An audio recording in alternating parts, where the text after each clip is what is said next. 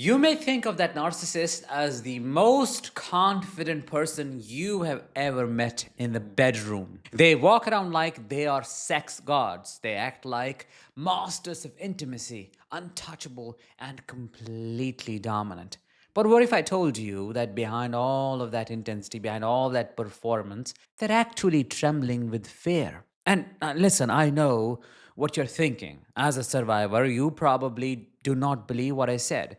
You're asking, how can a narcissist have sexual fear when they were so good in bed, at least in the beginning? Because for you, the bedroom was likely the only place that relationship ever felt real. It was the only time the cruelty stopped. It was the only time the distance vanished. You probably thought, at least here they love me, at least here we are connected. But that is exactly why they are so terrified. You see, that intensity you felt, that was not passion but panic. They know very well that sex is the only thing blinding you from the truth of who they really are. They're not making love to connect with you. No, they are performing to keep you from looking too closely at them. Because they know that if the performance stops, even for a second, you will look into their eyes and realize that nobody is home. They're not afraid of losing you, they're afraid that one day, mid act, you will finally see that the God holding you is just an empty shell. I'm Danish, a narcissistic abuse recovery professional. Welcome to my channel. Today, I'm going to talk about 5 sexual fears narcissists pray you never discover. Number 5 is very interesting. Stay until the very end. Before I get started with number 1, I've created a free guide that answers top 10 questions asked by every single survivor of narcissistic abuse. If you want instant access, click the link in my description or the comment and download it now. Number 1, fear of not making you think you have had the best sex ever. The only time you ever feel a real connection with a narcissist is during sex, especially when you're trauma bonded. Every other moment of the relationship is filled with distance, manipulation, and emotional coldness. So, intimacy becomes the one space where the abuse is temporarily hidden. That is why sex is so important for a narcissist. It becomes a glue of the trauma bond. They make it intense, consuming, addictive. So, even when they are giving you less than the bare minimum outside the bedroom, you stay hooked to the illusion of closeness they create inside it. But here is the part they will never say out loud. Performing well terrifies them. How? Because for them, sex is not loving. As I said, it's performing. It is their proof of superiority, desirability, durability, and power. If they can't satisfy you, their entire identity cracks. During intimacy, they're not connecting with you, are they? They're studying your breath, reactions, subtle movements, expression, and hoping you will confirm the fantasy they built around themselves. Sex is not intimacy for them, it's evidence. What evidence? Evidence that they still own your attention, that they can make you feel a way nobody else can. It's like they are getting physical with their own ego, their shadow. You just act like an extension as a confirmation for a psychological construct that is purely delusional. Talking about delusions a bit, a narcissist relies on sexual intensity the way a magician relies on smoke. As long as you are overwhelmed by the closeness of that moment, you won't question why the rest of the relationship feels so painfully empty. They know that if they can make you feel chosen in the boredom, you will tolerate feeling invisible everywhere else. So the pressure on them is not just to impress you, it is to maintain the illusion that this fragile, hollow man is so powerful, desirable, and unforgettable. That's why they panic when they sense you did not melt the way they expected, or when your body does not react the way they rehearsed in their mind. Your lack of awe is a threat. Your neutrality is an insult. Because if sex stops being their strongest weapon, the entire shell breaks. Number 2, a narcissist's deepest sexual fear is that one day you will finally see how robotic sex with them actually is, as if a machine is performing instead of a human being. They know there is no soul in it, No emotional presence or warmth. It's purely mechanical. It's rehearsed and predictable. A sequence of movements that are predicted. And it's like they're rubbing their body against yours, and that's it. If you have paid attention, you already know what I'm talking about. You felt it. That strange emptiness, that moment where you are there but they're not. Their body moving while their soul is somewhere else. Survivors tell me all the time it felt like he was performing, she was just acting, not connecting. And they're right. A narcissist treats sex like a routine they have memorized, not an emotion or an experience they are feeling. They are not trying to feel you, they're trying to impress you. And deep down, they panic that you will see through the performance. They know their touch has no warmth, their kiss has no intention, and their eyes have no real desire. They overcompensate with intensity because they know they cannot offer intimacy, and the fear goes even deeper than that. They're terrified you will realize that the connection you feel during sex is not coming from them at all. It is coming from you. That's the crazy part. Your empathy, imagination, reverse projection, projecting your good qualities on them, assuming they think the way you think, but that's never true. You project your warmth onto the cold act and call it intimacy because you're wired to feel it deeply. They simply stand or lay there and take credit for what your emotional system does or what it is generating. If you look closely, you will notice something most survivors only understand years later. A narcissist never lets the moment slow down. They keep everything fast, intense, dramatic. Why? Because slowness exposes them. I'm talking about rhythm, like real slow. It asks for patience. That's why it's always quick. Eye contact asks for honesty. A pause asks for emotional connection, and they do not know how to give any of that. Did you resonate with what I just said? Has this been your experience? Let me know in the comments below. Number three, fear that you will notice they feel nothing for you even in the most intimate moment.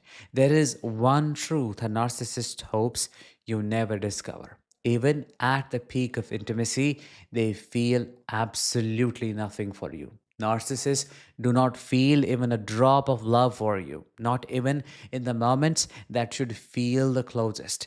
Their arms may be around you, but nothing inside them moves. You feel their body, but you do not feel them, do you? When someone genuinely loves you, their whole body softens when they hold you. You can feel it. Their breathing slows, shoulders drop, and their energy wraps around you. A narcissist cannot do that.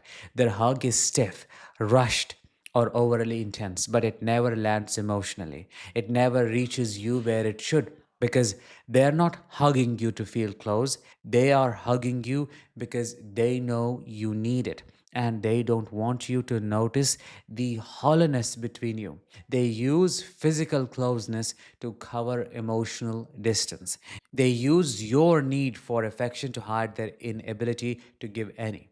Another fear they have is that you will realize the desire you thought they had for you was never real to begin with. A narcissist knows that if you ever slow down and watch them closely, you will see the truth they have been hiding since day one, that they don't feel desire.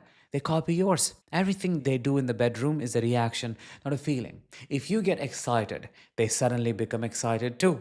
If you get emotional, they switch into emotional mode, don't they? If you show passion, what do? They follow a few seconds later so it looks like you are in sync, but you're not in sync at all. You are leading and they are imitating. Number four, fear that their hypersexuality will expose their real sexuality. Some narcissistic men are hypersexual for one simple reason: they're hiding who they are actually attracted to. They're not sleeping with multiple women because they are high drive or alpha, as they would like to call themselves. They are doing it because they're scared someone will notice. They're not into women the way they pretend to be. Hypersexuality, if not always, in this case, becomes a cover story. They use it to look straight, normal, masculine, and whatever image they're trying to protect. They flirt with everyone, brag nonstop, chase women aggressively, and turn every conversation sexual just to convince you and others that they are something they actually are not. It is them proving a point they do not even believe themselves. And the fear behind all of that is that one day someone will see the pattern and realize the truth. The louder they act, the more they are hiding. Their entire sexual behavior is not about desire, it's about covering up what they do not want society, their partner, or even themselves to fake.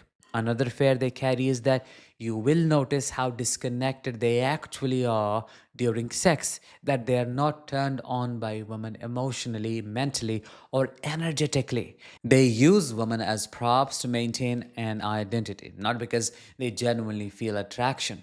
That's why their intensity feels forced, their touch feels empty, and their presence disappears the second the act is over.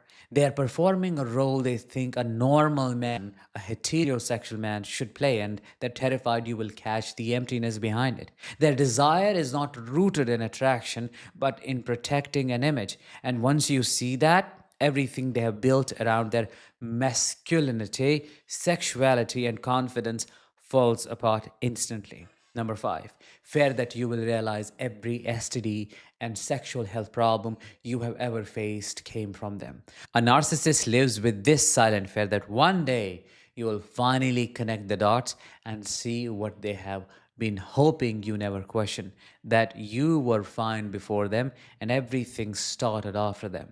They know how reckless they are. They know how many people they sleep with behind your back. They know they do not use protection, do not get tested, do not care about consequences, and do not respect the risks they drag into your life. And deep down, they know if you ever stop blaming stress or bad luck and actually look at the timeline, you will realize the truth. Every scare, every infection, and uncomfortable doctor visit, every moment of panic was because of them.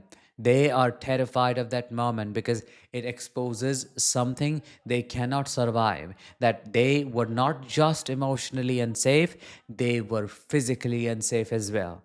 That they did not just break your trust, they played with your health like it meant nothing. They know once you see this, the whole fantasy dies.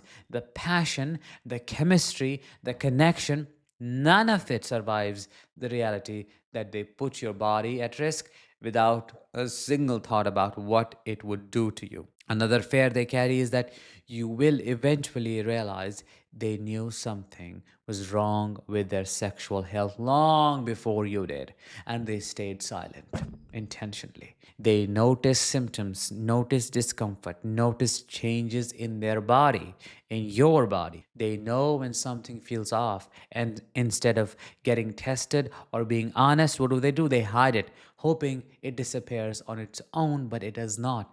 Isn't that physical abuse? That is a crime, and you can get arrested for this. I hope it's implemented worldwide, but this is not okay. Most of the cheaters who spread STDs around happen to be narcissists. I cannot believe that there is no correlation or crossover. Definitely, if somebody is withholding their sexual history and not telling you what they're up to sexually, definitely there is an element of narcissism present. Something from the dog tetrad because they're exploitative. They take sadistic pleasure from harming you. Why would I live in it alone? I have to spread it around. I have to make you feel the consequences and then feel in power that I gave you the disease I myself cannot recover from. How callous is that? That's why I say these folks are evil because they know what they are doing out there. Whether it's conscious, unconscious, or purely driven by their internalized rage, does not matter. Outcome remains the same, and as long as that is the case, they can be and should be held liable for their actions. With that note, let's bring this episode to an end. Thank you so much for listening. I will talk to you in the next one. Until then, as always, let the healing begin and continue.